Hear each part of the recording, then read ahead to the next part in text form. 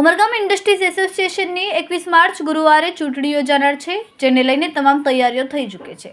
3 પેનલો વચ્ચે યોજાનાર ચૂંટણીમાં કુલ 27 ઉમેદવારો મેદાનમાં છે। ઉમરગામ વિસ્તારના ઔદ્યોગિક સમસ્યાઓ માટે રજૂઆત કરી શકે તેવા ઉમેદવાર જીવે તેવો આશાવાદ ઉદ્યોગોના આગેવાનોએ રાખ્યો છે, પરંતુ માત્ર સત્તા મેળવ્યા બાદ ઇન્ડસ્ટ્રીમાં પ્લોટો મેળવવા અને પ્લોટો વેચવામાં મળતી મલાઈ પાછળ 2 વર્ષમાં વિકાસને અટકાવી દેવાય છે। ચૂંટણીને લઈને હાલ મતદારોને રીઝવવા મોંઘાદાટ ખર્ચા કરતા ઉદ્યોગોના આગેવાનોએ પાણીની પરબ કામદારો માટે બનાવી શકતા નથી, પરંતુ આજના દિને માત્ર ઉદ્યોગો પર રાજ કરવા હજારો રૂપિયાનો ધુમાડો કરી નાખે છે। આજે 1000થી વધુ એકમો ધરાવતા ઉમરગામ ઔદ્યોગિક વિસ્તારમાં કામદારો માટે પાણીનું પરબ કે જાહેર શૌચાલય પણ નથી, કે કોઈ વૃક્ષો લગાવવા ગ્રીન સ્પેસના પ્લોટ બચ્યા હોય, જેનું કારણ અહીં માત્ર સ્વાર્થના રોટલા શેકતા કલાકારો અને મલાઈ ખાવા આવતા અધિકારીઓ જવાબદાર છે।